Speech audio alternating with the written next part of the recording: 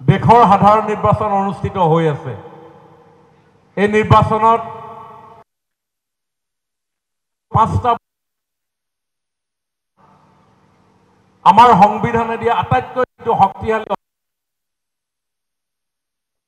আমি সাব্যস্ত কৰিম আৰু এই ভোটাধিকাৰ সাব্যস্ত কৰি আমি এখন চৰকাৰ গঠন কৰিম আৰু সেই চৰকাৰে 5টা বছৰ আমাৰ দেশৰ ৰাইজৰ আশা আকাংক্ষা অনুভৱ উপলব্ধি সকলোবিলাক বিষয় সেই চৰকাৰখনে হৃদয়ঙ্গম কৰি আমাৰ মনৰ কথাবিলাক উপলব্ধি কৰি আমাৰ জীৱনটোক ওপৰত আগুৱাই লৈ যোৱাটো হৈছে এখন চৰকাৰৰ কাম।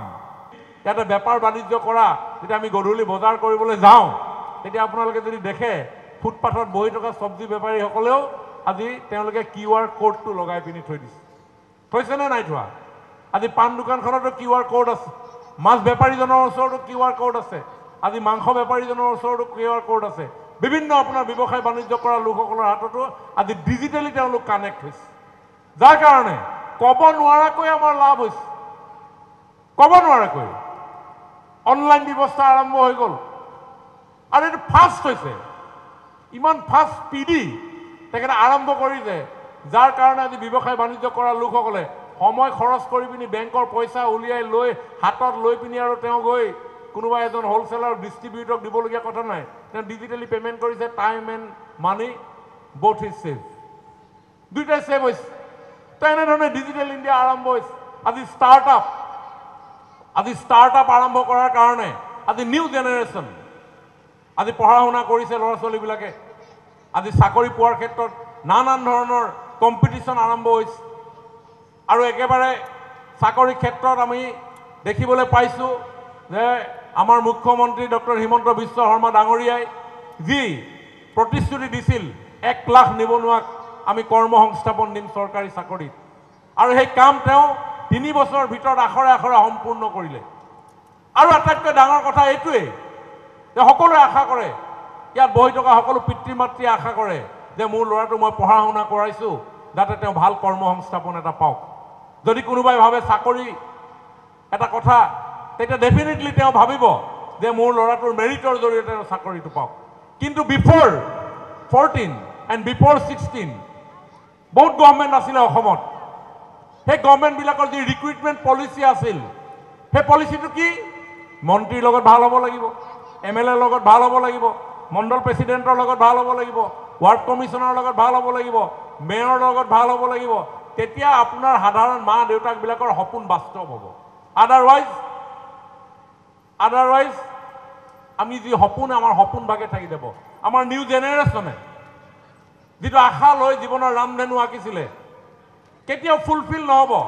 কিন্তু হিমন্ত বিশ্ব শৰ্মা ডাঙৰীয়াৰ দায়িত্ব লৈ ইমান স্বচ্ছতাৰে তেওঁ সেই কাম আৰম্ভ কৰিলে, যাৰ ফলত আজি আমাৰ আনএমপ্লয়ড ইউথ, টেলেণ্ট, ব্ৰিলিয়াণ্ট যিসকল আমাৰ ষ্টুডেণ্টছ আছে, আজি তেওঁলোকে ইণ্টাৰভিউত এপিয়াৰ হৈছে আৰু without any communication with other such type of political leader or other person, তেওঁলোকে আজি এটা চাকৰি পাবৰ কাৰণে সক্ষম হৈছে।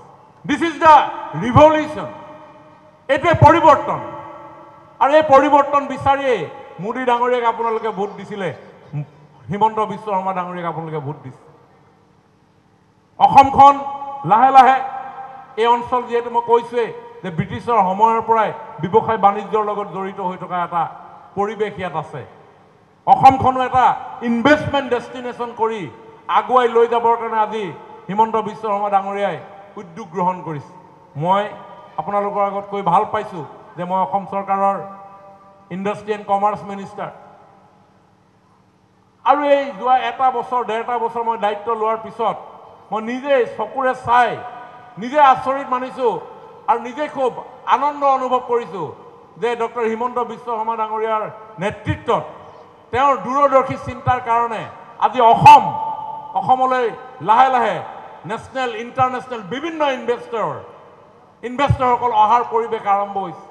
মোৰ দেন 30,000 crores rupees, মোৰ দেন 30,000 কোটিতকৈ অধিক টকা আজি অসমত বিনিয়োগ আৰম্ভ হৈছে। আৰু বিনিয়োগ হোৱাৰ লগে লগে অসমৰ যিটো ইকনমিক যিটো ষ্টেটাছ এই ষ্টেটাছ ডেফিনেটলি আগুৱাই যাব আজি অলপ দিনৰ আগত আপোনালোকে সকলোৱে জানে যে আমাৰ মাননীয় প্ৰধানমন্ত্ৰী নৰেন্দ্ৰ মোদী ডাঙৰীয়াই ভাৰ্চুৱেলি আমাৰ জাগিৰোডৰ যিটো কাগজ কল আছিলে সেই কাগজ কলটো সেমিকণ্ডাক্টৰ উদ্যোগ প্ৰতিষ্ঠা কৰাৰ ক্ষেত্ৰত তেওঁ ইতিমধ্যে আধাৰশিলা কৰিছে কাম আৰম্ভ হৈছে 20,000 crores rupees তাত ইনভেষ্ট হ'ব more than 30,000 আমাৰ য়ং ব্ৰিলিয়েণ্ট টেলেণ্ট ষ্টুডেণ্ট আজি তাত জব অপৰচুনিটি পাব এই কথা বতৰাবিলাক কেতিয়াও হোৱাই নাছিল তাৰোপৰি আনাদাৰ প্ৰায় 20-25 হাজাৰ কোটি টকা ইতিমধ্যে ইনভেষ্টমেণ্ট হৈছে ইতিমধ্যে বিভিন্ন ধৰণৰ পৰ্যায়ত আছে তাৰ ফলত আগন্তুক দিনত আমাৰ অসমখনৰ যিসমূহ ভাল ভাল এনেকুৱা ধৰণৰ এমপ্লয়মেণ্ট যিসকল চিকাৰ আছে সেইসকলক আজি আমি এবজৰ্ব কৰিবৰ কাৰণে সক্ষম হৈছোঁ আৰু পেৰেলেলি এনেকুৱা ধৰণৰ বিভিন্ন ব্যৱসায় বাণিজ্য উদ্যোগ গঢ়ি উঠিব যাৰ ফলত আমি ইকনমিকেলি আমি ছাষ্টেইনেবল এটা পৰিৱেশৰ মাজলৈ যোৱাৰ বাতাবৰণ ইতিমধ্যে সূচনা হৈছে গতিকে মই ভাবোঁ যে আপোনালোকৰ একোটা সাধাৰণ অৱদানৰ জৰিয়তে সাধাৰণ বুলি এইটোৱে কৈছোঁ কাৰণ আমি অকণমান লাইন পাতিব লাগিব এঘণ্টা ৱেইট কৰিব লাগিব আৰু আমাৰ ভোটিং মেচিনত আমি প্ৰেছ কৰিব লাগিব এটা সাধাৰণ হ'ব পাৰে বাট ভেৰি ভেলুৱেবল বহুত মূল্যৱান এই ভোটদান কাৰণ মোদী ডাঙৰীয়াক আমাৰ দেশে তৃতীয়বাৰৰ কাৰণে প্ৰধানমন্ত্ৰী হিচাপে বিচাৰিছে